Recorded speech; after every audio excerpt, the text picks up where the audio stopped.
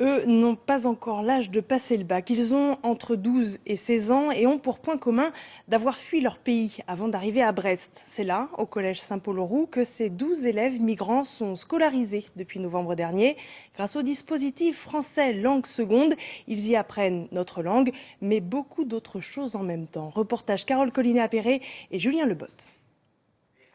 Ils sont afghans, syriens, maliens, guinéens. Ils ont en commun d'avoir fui leur pays en guerre, parfois en famille, souvent seuls. En arrivant à Brest, la plupart ne savaient ni lire ni écrire. C'est au collège Saint-Paul-Roux que ces jeunes réfugiés ont entamé leur scolarisation.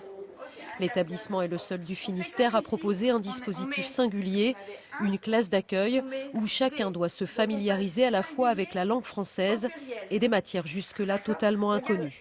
Ça devient D et à la fin on met des S. C'est très compliqué parce qu'ils doivent apprendre en même temps à la fois à parler, à lire, à écrire et puis tous les codes de la culture scolaire. Pour certains, on commence déjà avec le geste graphique. Certains ont besoin d'apprendre à manier le crayon. C'est fatigant, c'est difficile, ça fait mal à l'épaule, ça fait mal au bras. Batcha a 14 ans. Lui et son jeune frère ont quitté l'Afghanistan il y a presque un an. Deux enfants de la guerre qui, après un long périple à pied pour rejoindre la France, se reconstruisent ici. Ils dessinent leur avenir. Batcha sait d'ailleurs ce qu'il fera à la rentrée. Après, je pense, c'est au lycée. C'est ça, au lycée. Après, c'est le travail.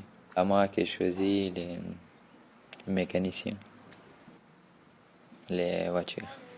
Au sein du collège, la classe d'accueil ne fonctionne pas en vase clos. Au contraire, mêler ses élèves aux autres classes est la clé de voûte du dispositif. Exemple avec ce cours d'anglais de 6e que Kassem s'apprête à suivre. C'est un dispositif en dentelle.